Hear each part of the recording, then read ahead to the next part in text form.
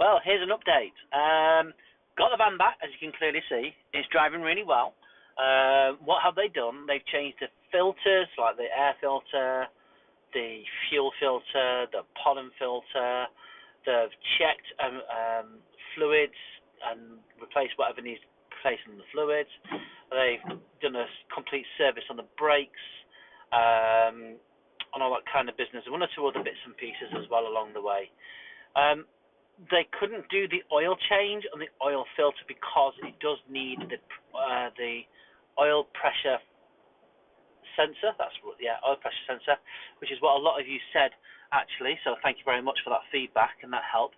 And they agreed that's what it needed. Now, in my haste, I did say in the previous video I fear that I've overfilled the oil, and I had overfilled the oil. They've corrected that. And it's now got the correct amount of oil in it. It's the oil pressure sensor, that's right, has got to come from Peugeot. They can't get one any other way, and which is a bit of a pain because usually they can get parts in on that exact day. Do you know what I mean? So usually they could have got the parts in like today, but it's got to come from Peugeot. Peugeot not going to send it out to them or not going to receive Peugeot until either Wednesday or Thursday. So what they've done is they've booked me back in again for the oil change and for the sensor to be refitted or fitted for next Wednesday. So that's going to be a bit of a rush on me because next week I am taking my kids to Alton Towers for a couple of days. We come back on quite late on Tuesday night.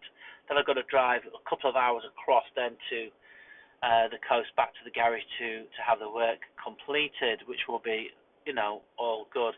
But they've refused to take any payment from me just yet. They want to get the whole thing finished and then just give me one invoice. And if you think about it, how many garages would do that? Not many, would they? Do you know what I mean? They know I live in my camper van. I don't actually have a fixed address, so it's not like they can come chasing after me if I just disappear, don't pay the bill. Do you know what I mean?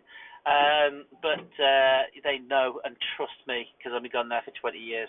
So they know full well that I would always honour my bills, etc. So total price, they haven't given me a total price just yet, but they estimate it around about 350 quid for the full service and what have you. So yeah, it's about what I was expecting, to be quite honest with you. Servicing is not cheap these days when you get other people to do it for you.